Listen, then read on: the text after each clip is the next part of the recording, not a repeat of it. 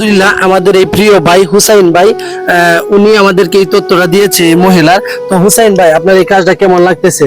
আলহামদুলিল্লাহ খুবই ভালো লাগতেছে। ভালো লাগতেছে। জি।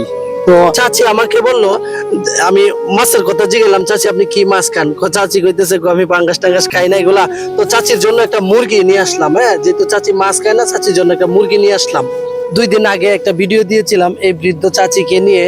তো আমার এক প্রবাসী ভাই নাজমুল ইসলাম ভাই, উনি বিদেশ থেকে ওনার জন্য টাকা দিয়েছে। তো এই বাজারে ব্যবহার করছে হলো আমাদের প্রিয় নাজমুল ভাই।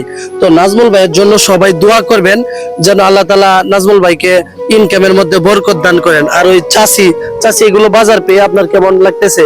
ভালোই লাগতেছে, সুন্দর লাগতেছে। যে ভাই দিছে ভাইয়ের জন্য দোয়া করবেন না?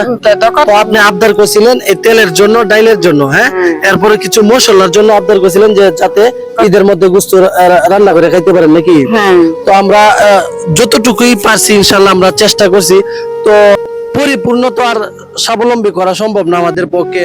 তো সকলের কাছে দোয়া চাই আমরা যেন এভাবে অসহায় মানুষের পাশে দাঁড়াইতে পারি।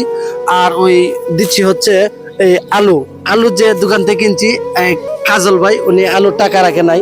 এরপরে মশলা কিনেছি, মশলার টাকাও কম রাখছে।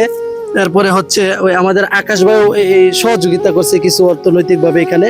তো 2 কেজি পেঁয়াজ দিলাম। এরপরে ঈদ যেহেতু সামনে চলে আসছে, ঈদের জন্য সেমাই চিনিও দিয়ে দিলাম। তো সকলের কাছে দোয়া চাই এবং আপনাদের কাছে আবদার হচ্ছে যে অসহায় মানুষ যদি ওইরকম থাকে, যে স্বামী মারা গেছে, বাচ্চাদেরকে নিয়ে মহিলা কষ্ট করতেছে, যদি আপনাদের গ্রামে ওইরকম থাকে আমাকে অবশ্যই জানাবেন, আমি যাওয়ার চেষ্টা করব। তবে তথ্যটা কিন্তু একদম সঠিক দিবেন, যে একদম অসহায় তার পাশে আমরা দাঁড়াতে চাই।